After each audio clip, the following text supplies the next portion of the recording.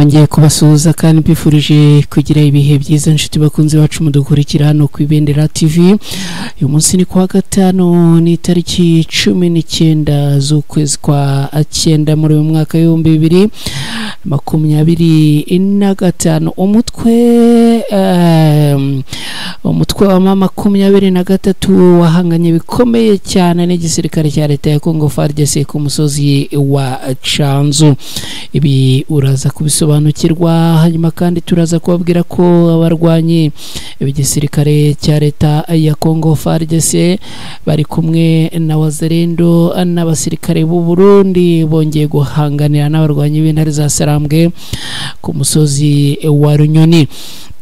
Ibi uraza kubisobanukirwa. Turaza kandi kubabwira ko abarwanyi b'umutwe wa mama 23 abongeye kwisubiza imisozi ya Acangerero n'inyuma yo gusubiza inyuma abarwanyi abo ku ruhande rwa leta ya Congo FARDC.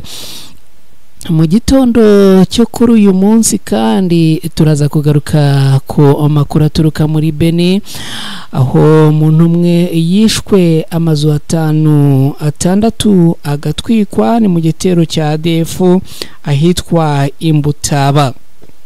Ibi nabyo uraza kubisobanukirwa hano ku Ibendera TV. Turaza kugaruka kandi ku mirwano ya ashyamiranyije Wazalendo n'imitwe ya Wazalendo yongeye guhanganira muri Mwenga, ni muri Kivu y'Amajyepfo muri Repubulika Iharanira Demokarasi ya Kongo. Turaza kandi kugaruka ku bijyanye nuko abarwanya umutwe wa mama 23 bamaze gushyiraho amabwiriza mashya akubakoresha umupaka munini uhuza umujyi wa Goma n'umujyi wa Rubavu mu Rwanda. Ibi uraza kubisobanukirwa byose. Kaze ku Ibendera TV rero, nge nitwa Umukada, hani ku Ibendera TV birumvikana.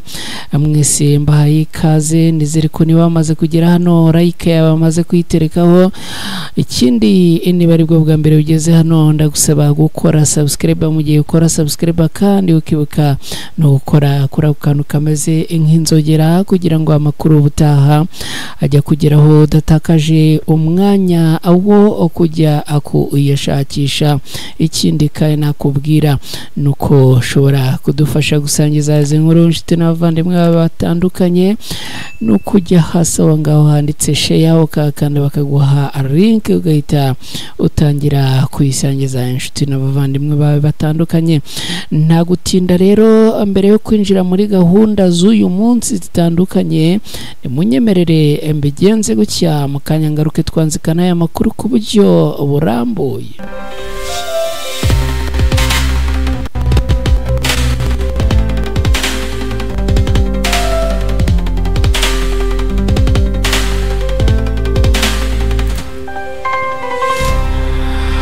Ikaze muri aya makuru ku buryo burambuye. n'amakuru tugiye kwanzikira muri Kivu y'Amajyepfo, ni muri Repubulika Iharanira Demokarasi ya Kongo.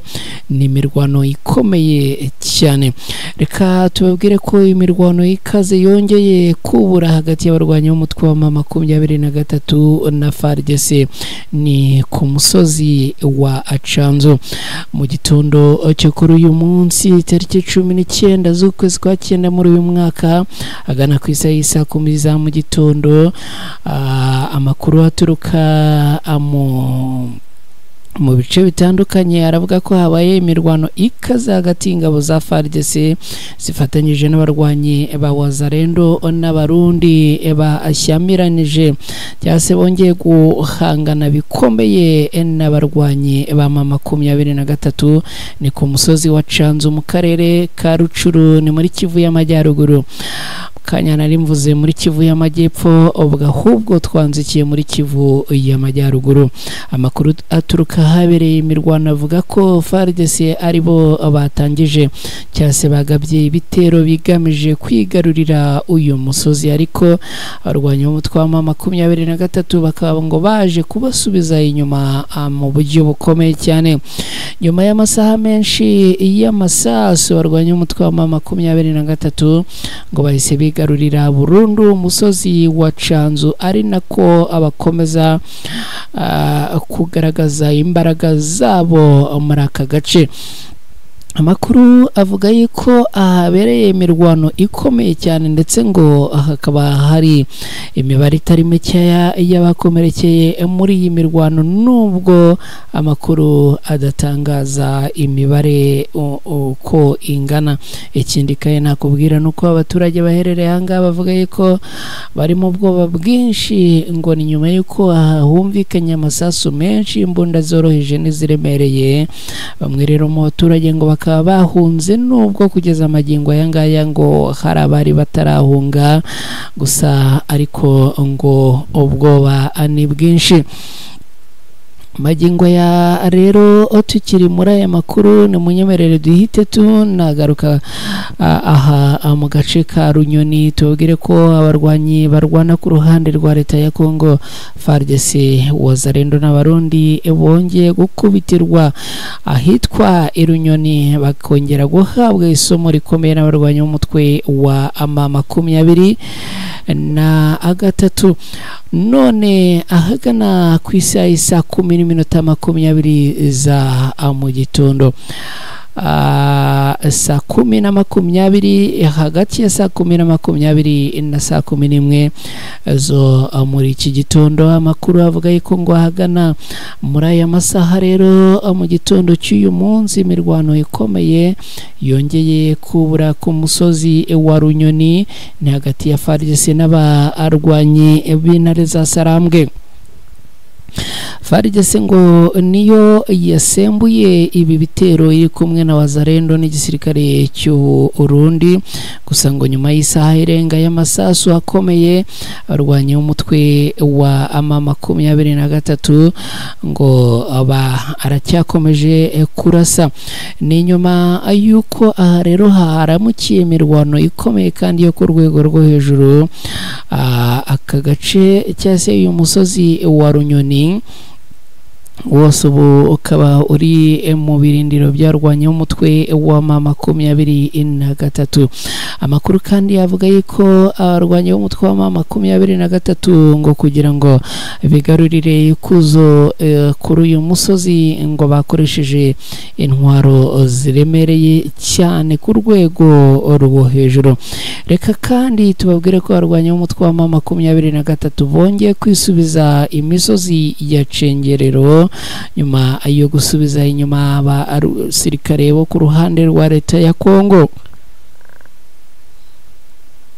Agana amasaha yo mu gitondo cy'uyu munsi, imirwano yongeye kubera ku musozi wa Cengerero, aho ingabo za FARDC zari zifatanyije n'abarundi n'abarwanyi ba Wazalendo ngo zagabye ibitero bikomeye bagamije kwigarurira aka gace.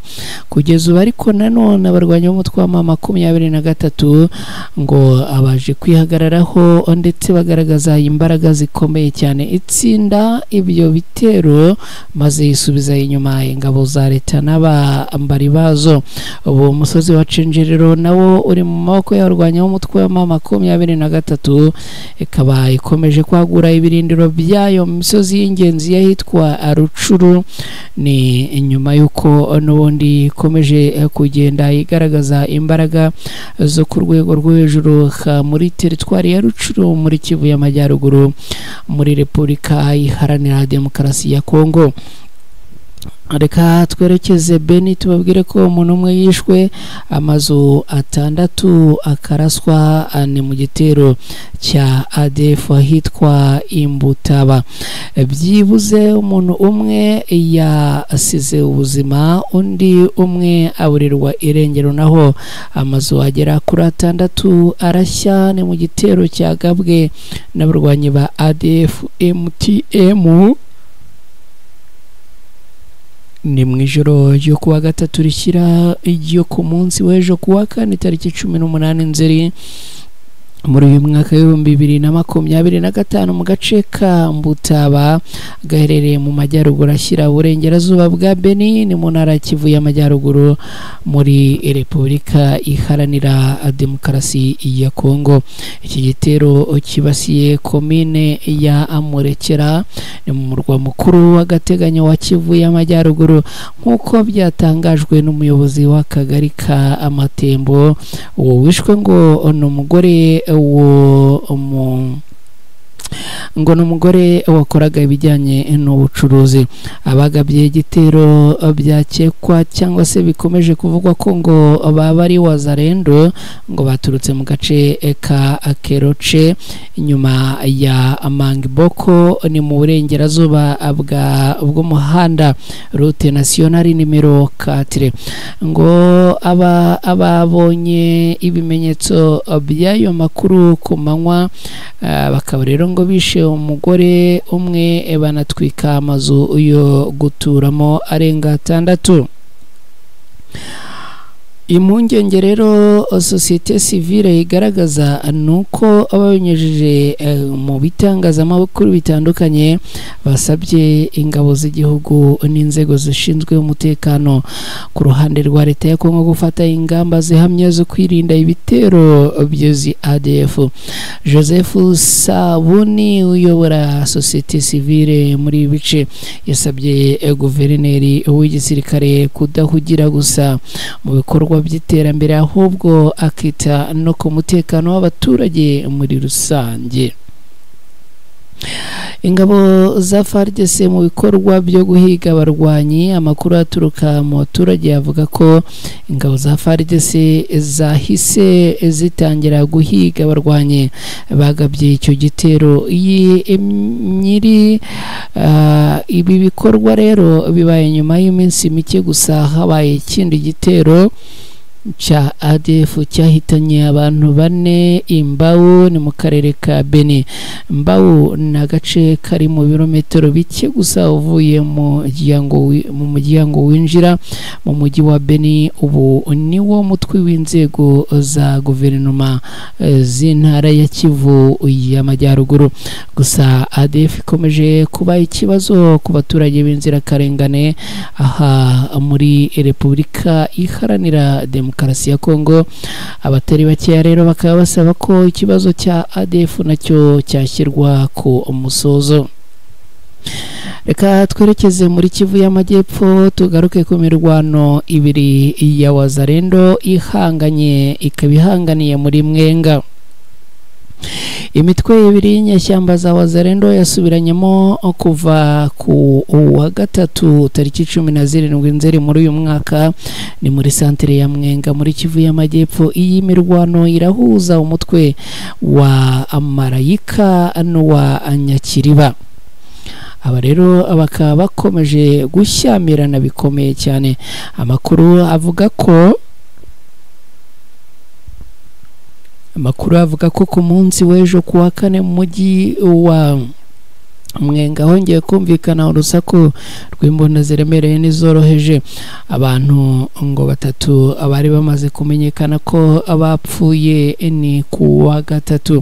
Societe civile yo muri ako gace igira iti imirwano yikaze yabaye kuva ku mugoroba w'ejo no kuvuga kuwa 3 hagati y'imitwe ibiri ni imitwe ibiri ya Wazalendo mu murwa mukuru wa teritwari ya Mwenga. Aba n'abarwanyi b'uwise Generali Marayika ndetse n'uwa Generali Nyakiriba barwanira kugenzura santere ya Mwenga. Undi muturage wo muri aka gace akomeza agira ati kuva mu gitondo cyo ku munsi w'ejo kuwa 4 urusaku rw'intwaro ziremereye rwumvikanye mu mujyi wa Mwenga rwagati bituma abaturage bahangayika. Ibikorwa byose by'ubukungu n'uburezi byahungabanye. Eta majoro ya Nyakiriba ikaba yatwitswe. andi makuru yerekana ko guhangana kandi ngo byaturutse ku gushaka gukuraho abariyeri zashyizwe ku muhanda route nationale nimero 2 na Nyakiriba. Izi bariyeri zasenywe n'abarwanyi ba Marayika na Foka Mike bitera uburakari umutwe wa Nyakiriba. Mu itangazo rye umuyobozi wa sheferi ya Bazire Mwami Karenga Riziki yihanganishije abaturage bari guca muri iki kibazo gikomeye anabasaba kwihangana. Ikindi kandi yabijeje kubarinda. Teritwari ya Mwenga iherereye mu ntara ya Kivu y'Amajyepfo kandi ikungahaye kuri zahabu n'andi mabuye y'agaciro, iri hagati ya teritwari nyinshi nka Warungu, Shabunda na Uvira. Icyo nakubwira nuko Mwenga igaragaramo ibikorwa by'imitwe yitwaje intwaro, ibirwanisho n'ubundi bazengurukana ahacukurwa amabuye y'agaciro bagakomeza kubangamira ubuzima bw'abaturage. Reka dukomeze n'aya makuru. Aya makuru ni munyemerere nanone tuyakomereze mu rwanya w'umutwe wa 23 tubabwire ko bamaze gushyiraho amabwiriza mashya ku bakoresha umupaka munini uhuza Goma na Rubavu. Umutwe wa Alliance Fleuve Congo 23 ugenzura umujyi wa Goma wo mu ntara ya Kivu y'Amajyaruguru washyizeho amabwiriza y'uko umupaka munini uhuza uyu mujyi n'uwa Rubavu mu Rwanda uzajya ukora kugeza saa 6 z'ijoro. Ni icyemezo cyafashwe na guverineri w'intara ya Kivu y'Amajyaruguru yitwa Musanga Bahati Erasto. Ni mu itangazo yasohoye ku munsi w'ejo kuwa kane.